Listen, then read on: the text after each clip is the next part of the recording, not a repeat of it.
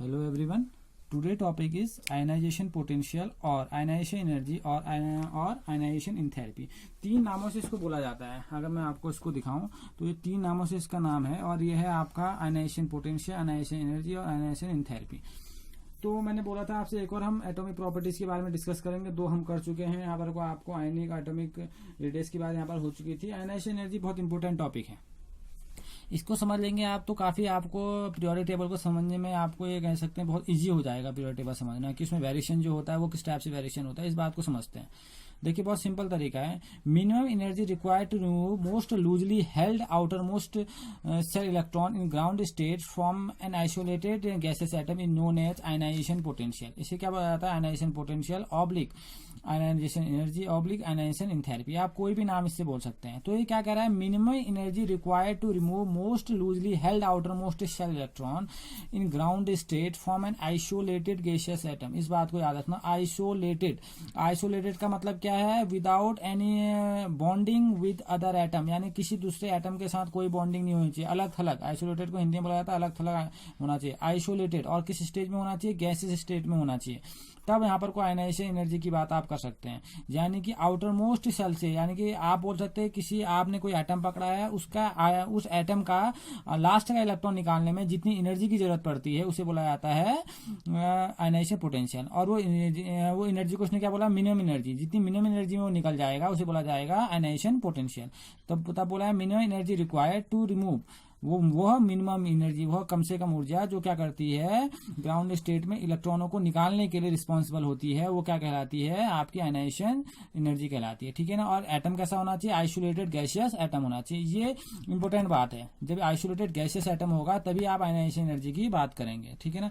जैसे मैं आपको दिखाऊं, यहाँ पर एग्जाम्पल बहुत अच्छी दिखा रखे हैं. अगर मैं इसको थोड़ा आपको दिखाने की कोशिश करूँ, देखिए एक बार कोई आपका एम मतलब क्या है? आपका कोई एटम दिया है. ठीक है ना. M for atom. ठीक है ना. और जो एनर्जी मैं आपको दिखा रहा हूँ कि एनर्जी क्या होती है, आयनाइजेशन एनर्जी की बात है. E1 लिख रखा है इसमें. ठीक है ना. तो फर्स्ट आयनाइजेशन एनर्जी है. आपने क्या किया? पहले एटम में से एक इलेक्ट्रॉन को निकाला. ठीक है. ये देख रहे हैं आपको क्या बन गया है? एम से क्या बन गया? एम प्लस बन गया. ठीक है ना. तो क्या बन गया? एम से एम प्लस और एक इलेक्ट्रॉन रिमूव हो गया. तो ये क्या निकली? इसे बोलते हैं first ionisation potential oblique first ionisation energy. ऐसे अब आपने एम क्या बना था? एम प्लस बना था.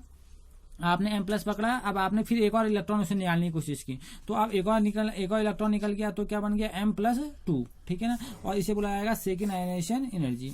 फिर आपने एम प्लस 2 पकड़ा. एक और एनर्जी लगाई और आपने क्या बना दिया? एम प्लस 3 बना दिया. तो क्या हो गया? इसे बुलाएगा थर्ड आयनाइजेशन पोटेंशियल. दिख रहा है ना. अब यहाँ पर को एक सीरीज में आपको दिखा रहा हूँ. तो यहाँ पर first ionisation potential is less than second is less than third. अब इस बात को समझना. ये कह रहा है फर्स्ट आयनाइजेशन पोटेंशियल क्या होगी? कम होगी सेकंड से, सेकंड कम होगी थर्ड से. जानते हैं इसकी वजह क्या है? इसकी वजह यह है जैसे आप पहले इलेक्ट्रॉन को निकालेंगे तो उसमें क्या होगा? वो न्यूक्लियस से दूरी पर होगा, उसमें कुछ डिस्टेंस होगी न्यूक्लियस से. ठीक है ना.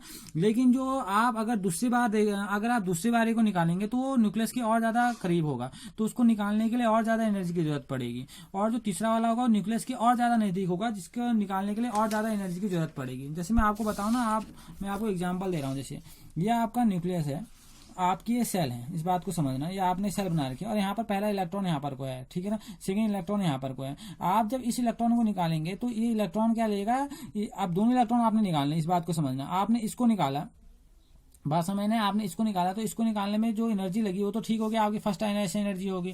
जब आप सेकंड वाले को निकालेंगे तो उसमें क्या होगा कि ये न्यूक्लियस के और ज्यादा नजदीक है, यानी कि इनमें अट्रैक्शन पावर और ज्यादा बहुत ज्यादा तेज हो जाएगा. इनका इफेक्टिव न्यूक्लियर चार्ज बढ़ जाएगा क्योंकि अंदर प्रोटॉन तो उतने ही है लेकिन इलेक्ट्रॉन क्या होगा? कम हो गए. ठीक है ना.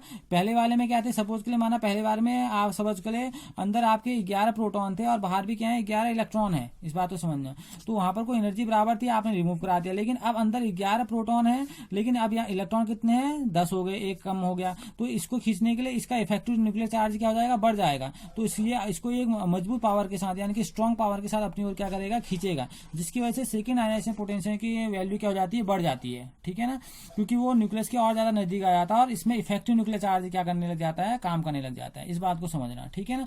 तो ये आपकी क्या है? आयनाइजेशन पोटेंशियल है. बात समझ में आ रहा है? मैंने क्या बोलने की कोशिश की? मैंने ये बोला है कि अगर आप क्या करेंगे, आउटर मोस्ट सेल, ये कैसा इलेक्ट्रॉन होना चाहिए? करेंगे, ये आइसोलेटेड गैसियस एटम का गैसियस एटम होना चाहिए, उसके इलेक्ट्रॉन की हम बात कर रहे हैं। पहला इलेक्ट्रॉन रिमूव करेंगे, फर्स्ट आयनाइजेशन एनर्जी। सेकंड करेंगे, पहला आपने रिमूव किया, M से आपने M+ बना दिया, अब ये M+ था, फिर आपने M+ से करना है। अब देख रहे हैं वैसे इसमें इलेक्ट्रॉन कम है, फिर आप इलेक्ट्रॉन निकालेंगे तो आपको और ज्यादा एनर्जी की जरूरत पड़ेगी। तो यहाँ पर को तब ये सीक्वेंस आपको दिखाया गया है, ठीक है। अब दूसरी बात क्या आ गई है, आयनाइजेशन। देखिए यहाँ पर कुछ पॉइंट बताए गए हैं। Electron can not be removed from solid state, ये इंपॉर्टेंट पॉइंट है भाई, इस बात को समझना। Electron can not removed from solid state of an atom. आप सॉलिड स्टेट से कभी भी इलेक्ट्रॉन को नहीं निकाल सकते हैं। अगर एटम अपनी सॉलिड स्टेट में है तो आप इलेक्ट्रॉन को रिमूव नहीं कर सकते हैं, ठीक है ना। It has to convert in gaseous state. पहले आप सॉलिड को किस में कन्वर्ट कीजिए, गैसियस स्टेट में कन्वर्ट कीजिए। Energy required for conversion from solid state to gaseous state is called sublimation energy. आप सब्लिमेशन एनर्जी का यूज करिए, और क्या उसको यूज करने के बाद क्या देखेंगे, आप ये देखेंगे कि सॉलिड किस में चेंज हो गया, गैसियस स्टेट में चेंज हो गया। उसके बाद आप बात करेंगे आयनाइजेशन पोटेंशियल की, ओके। और इसकी सेकेंडली जो बात है, ionization potential always an endothermic process, very important, क्योंकि यहाँ एनर्जी देनी हो रही है। एनर्जी देके आप क्या कर रहे हैं, आउटरमोस्ट शेल के इलेक्ट्रॉन को एटम से बाहर कर रहे हैं, रिमूव कर रहे हैं। और रिमूव करने के लिए, तोड़ने के लिए आपको क्या करनी पड़ेगी, एनर्जी देनी होगी। तो हमेशा जो आयनाइजेशन पोटेंशियल होगा, हमेशा कैसी प्रोसेस होगी, वो इंडोथर्मिक प्रोसेस होगी। डेट मीन्स डेल्टा एच की वैल्यू जो एंथैल्पी होती है, इसकी वैल्यू हमेशा क्या होगी, पॉजिटिव होगी। आप क्योंकि आपको इलेक्ट्रॉन निकालने हैं, आपको देने नहीं है, निकालने हैं। तो अब निकालने के लिए आपको एनर्जी देनी होगी, that means endothermic process. It is measured in electron volt पर एटम। इसको किससे मेजर किया जाता है, इलेक्ट्रॉन वोल्ट पर एटम से मेजर किया जाता है, या किलो कैलोरी पर मोल से, या किलो जूल पर मोल से इसको मेजर किया जाता है। ये इसकी क्या है, यूनिट है। बात समझ में आया ना। तो ये हमारा क्या था, आयनाइजेशन पोटेंशियल था। कुछ फैक्टर होते हैं जो इनको क्या करते हैं, अफेक्ट करते हैं, ठीक है ना। यानी कि अगर क्या होगा, अगर हम इन चीजों को रखेंगे तो ये किस प्रकार आयनाइजेशन पोटेंशियल को चेंज कर सकते हैं, इसको समझते हैं। पहला है एटॉमिक साइज। बहुत अच्छा कॉन्सेप्ट है, इसको समझने की कोशिश कीजिएगा, तो बहुत अच्छा कॉन्सेप्ट है आपका। देखिए, लार्जर द एटॉमिक साइज, जितना एटम का साइज बड़ा होगा, स्मॉलर द आयनाइजेशन पोटेंशियल, उतनी ही आयनाइजेशन पोटेंशियल की वैल्यू क्या होगी, कम होगी। क्यों, बड़ा साइज है, आउटरमोस्ट शेल का जो इलेक्ट्रॉन है वो न्यूक्लियस से बहुत दूरी पर है, तो वहां पर आयनाइजेशन पोटेंशियल की एनर्जी क्या हो जाएगी, कम हो जाएगी। यानी कि कम एनर्जी में क्या हो जाएगा, इलेक्ट्रॉन बाहर निकल जाएगा। तो smaller is the ionization potential. It is due to the size of atom increases the outermost electron further away from the nucleus. इसका मतलब मैंने अभी आपको बताया कि वो न्यूक्लियस से क्या हो गया, आउटरमोस्ट शेल का इलेक्ट्रॉन काफी दूर हो गया, जिसके वजह से न्यूक्लियस क्या करता है, न्यूक्लियस का जो अट्रैक्शन पावर होता है आउटरमोस्ट शेल के लिए क्या हो जाता है, बहुत कम हो जाता है, और आप इजिली क्या कर लेते हैं, इलेक्ट्रॉन को रिमूव कर सकते हैं। तो आयनाइजेशन पोटेंशियल क्या बोलेंगे हम, inversely proportional to atomic size. अगर एटॉमिक साइज बढ़ रहा है, आयनाइजेशन पोटेंशियल घटेगा। एटॉमिक साइज छोटा होगा तो आयनाइजेशन पोटेंशियल क्या होगा, आपका बढ़ेगा, ठीक है ना। तो इस बात को समझ, जैसे फ्लोरीन का आयनाइजेशन एनर्जी सबसे ज्यादा होती है क्योंकि उसका साइज क्या होता है, सबसे छोटा होता है। बात समझ में आए ना। दूसरा होता है इसमें इफेक्टिव न्यूक्लियर चार्ज, जिसे हम दिखाते हैं जेड इफेक्टिव से। Ionization potential increase the nuclear charge between outermost electron and nucleus. ये कह रहा है आयनाइजेशन पोटेंशियल इंक्रीज होता है जब न्यूक्लियर चार्ज क्या होता है, आउटरमोस्ट इलेक्ट्रॉन का और न्यूक्लियस का क्या होता है, बढ़ता है। अभी मैंने आपको बताया था कि पहला इलेक्ट्रॉन निकालने हैं, अगर इलेक्ट्रॉन सेम है और प्रोटॉन सेम है तो एनर्जी बराबर है। अब इलेक्ट्रॉन निकलते चला गया, अब प्रोटॉन तो उतने ही है ना, तो वहां पर कोई इफेक्टिव न्यूक्लियर चार्ज क्या हो जाता है, बढ़ जाता है। तो अगर इफेक्टिव न्यूक्लियर चार्ज बढ़ रहा है तो आयनाइजेशन पोटेंशियल भी क्या होगा, बढ़ेगा। जैसे आपने एम से, अभी आपने देखा एम से आपने M+ बनाया, आयन बनाया, फिर आपने फिर एक और इलेक्ट्रॉन निकाला तो M+2 बना दिया। तो आपने जब क्या किया, वो अंदर प्रोटॉन तो उतने ही रह गए, नंबर ऑफ प्रोटॉन यानी कि न्यूक्लियस के पास चार्ज बढ़ते चले जा रहा है, वो चार्ज उतना ही रह गया, लेकिन बाहर क्या हो गया, इलेक्ट्रॉन कम होते चले जा रहे हैं, ठीक है ना। यानी कि न्यूक्लियस की अट्रैक्शन पावर आउटरमोस्ट इलेक्ट्रॉन के लिए बढ़ते चले जा रही है। समझ में आ रहा है ना। तो ionization potential increase the nuclear charge between outermost electron and nucleus, ठीक है ना। वो जितनी बढ़ेगी इफेक्टिव न्यूक्लियर चार्ज जितना बढ़ेगा, उतना आयनाइजेशन पोटेंशियल भी क्या होगा, बढ़ेगा, ठीक है ना। इस बात को समझना कि आप एक एक करके इलेक्ट्रॉन बाहर करते चले जाएंगे। आप इलेक्ट्रॉन बाहर कर रहे हैं क्योंकि नंबर ऑफ प्रोटॉन तो उतने ही रहेंगे ना जितना न्यूक्लियस चार्ज क्या होता है, वो किस पर डिपेंड करता है, वो डिपेंड करता है नंबर ऑफ प्रोटॉन पर। आप प्रोटॉन तो सेम रहेंगे ना। जैसे आप सोडियम की बात करें, आप सोडियम में से निकालने की कोशिश करेंगे, आपने एक निकाला, अब सोडियम का एटॉमिक नंबर 11 था, प्रोटॉन भी क्या है, 11 ही है। बात समझ में आ रहा ना। अब पहले बार निकाला तो 11 को अब क्या हो रहा है, इलेक्ट्रॉन बाहर 10 रह गए, अब 10 को खींच, अब 11 जो प्रोटॉन है 10 को खींच रहे हैं अपने वो, तो एक पावरफुल अट्रैक्शन के साथ खींचेंगे। अब 10 से एक और कम कर दिया, 9 हो गए, तो और ज्यादा अट्रैक्शन पावर बढ़ेगा। डेट मीन्स इफेक्टिव चार्ज क्या हो रहा है, उसका बढ़ रहा है। बात समझ में आया ना। तो ये हमारे क्या है, यहाँ पर को फैक्टर अफेक्टिंग पॉइंट है आयनाइजेशन पोटेंशियल के लिए। अब हम इसकी वेरिएशन की बात करते हैं कि पीरियोडिक टेबल में आयनाइजेशन एनर्जी का वेरिएशन कैसा होगा। देखिए, variation in period among the representative elements, ionization energy generally increase along the period. ये क्या होती है, अगर आप लेफ्ट टू राइट जाएंगे, यानी कि अगर आप ऐसे बढ़ रहे हैं पीरियोडिक टेबल में, तो आयनाइजेशन एनर्जी की वैल्यू क्या होगी, बढ़ते चले जाएंगी।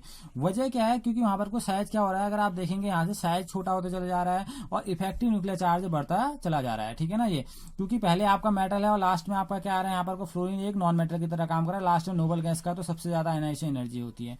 तो क्या हो रहा है, देखिए क्या कर रहा है, इफेक्टिव न्यूक्लियर चार्ज पर electron increase with while corresponding principal quantum number remain same. Principal quantum number तो सेम रह गया, क्योंकि यहाँ पर n इक्वल टू 2 ग्रुप में आप चल रहे हैं, तो 2 ग्रुप तो 2 ही रह गया। लेकिन दिक्कत क्या हो गई कि आपका जो इफेक्टिव न्यूक्लियर चार्ज है लगातार बढ़ते चल जा रहा है, जैसे आप इलेक्ट्रॉन निकालते चले जाएंगे। That means left to right चलेंगे तो आयनाइजेशन एनर्जी की वैल्यू क्या होगी, बढ़ते चली जाएगी, ठीक है। और जो सेकेंडली जो बात निकल के आती है वो बात क्या है, variation in a group among the, अब वेरिएशन ग्रुप में कैसे होगा, फिर अब ग्रुप में क्या है, आयनाइजेशन एनर्जी जनरली डिक्रीज। जब आप क्या करते हैं, ऊपर से नीचे की ओर आते हैं, जब आप ऊपर से नीचे की ओर आते हैं तो होता क्या है, जो आयनाइजेशन एनर्जी की जो वैल्यू होती है वो क्या हो जाती है, डिक्रीज होती चल जाती है। क्यों, क्योंकि वहां पर वो क्या हो जाता है, आपका एटॉमिक नंबर बढ़ता चला जा रहा है, ठीक है ना। एटॉमिक नंबर बढ़ता चला जा रहा है तो क्या हो जाता है, जो आपका इफेक्टिव न्यूक्लियर चार्ज है वो कम होते चल जा रहा है, क्योंकि जो आउटर मोस्ट शेल के जो लास्ट इलेक्ट्रॉन है वो क्या हो रहे हैं, न्यूक्लियस से दूर दूर होते चले जा रहे हैं, ठीक है ना। और जिसकी वजह से क्या हो जा रहा है कि आप ये बोल सकते हैं कि अलोंग द, यानी क्या बोल सकते हैं, टॉप टू बॉटम अगर आप आ रहे हैं तो जो साइज है उसका क्या हो रहा है, एटॉमिक साइज बढ़ने के साथ आयनाइजेशन एनर्जी की वैल्यू घटते चले जा रही है, ठीक है ना। और एक और चीज इसमें बोल सकते हैं, on the other hand the effective nuclear charge that effective for the outermost electron remains almost the same along the group. और जो जेड इफेक्टिव की वैल्यू होती है वो भी क्या हो जाती है, अलोंग द ग्रुप, जिस ग्रुप में आप चल रहे होंगे उसमें जेड इफेक्टिव की वैल्यू एक जैसी रह जाती है, जिसकी वजह से क्या हो जाता है, जिसकी वजह से आप बोल सकते हैं कि अगर आप ग्रुप में चल रहे होंगे तो इसकी वैल्यू क्या हो जाती है, वो घटते चली जाती है। क्योंकि क्या हो जाता है, यहाँ पर को प्रिंसिपल क्वांटम नंबर की वैल्यू कह रहा ना था, ionization energy generally decrease in moving from top to bottom because the size increase. मैंने पहले बताया आपको, एटॉमिक साइज बढ़ जाता है due to the increase the principal quantum number. क्योंकि प्रिंसिपल क्वांटम नंबर बढ़ रहा है, पहले n इक्वल टू 2 में चलेंगे आप, 3 4 5 ऐसे होगा ना ग्रुप में, तो वहां पर क्या होगा, एटॉमिक साइज बढ़ने के साथ आयनाइजेशन एनर्जी भी क्या होती चल जाएगी, घटते चले जाएगी। समझ में आया। कुछ एक्सेप्शन भी इसमें भरे पड़े हैं। आयनाइजेशन एनर्जी क्या होती है, कभी आप देखेंगे किन्हीं तो एलिमेंट में आप देखेंगे होना, तो जैसे आप पीरियड में चलेंगे या ग्रुप में चलेंगे तो कभी आपको ऐसा लगेगा, ऐसा वेरिएशन मिलेगा कि आपको जैसे सपोज के लिए आप ऐसे पीरियड में ऐसे चल रहे हैं आप, तो आपको ये लगेगा कि पहले वाले एलिमेंट की, अब जैसे पहला एलिमेंट आया सेकंड आया तो इसकी एनर्जी ज्यादा होनी चाहिए, लेकिन कभी कभी ऐसा हो जाता है कि आगे वाले की एनर्जी ज्यादा हो जाती है।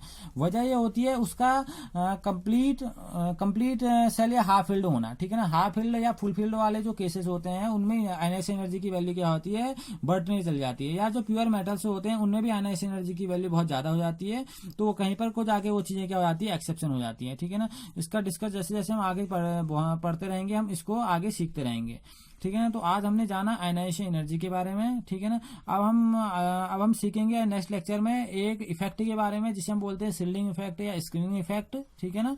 तो अब अगले लेक्चर में उस चीज का डिस्कशन करेंगे। Okay, thank you.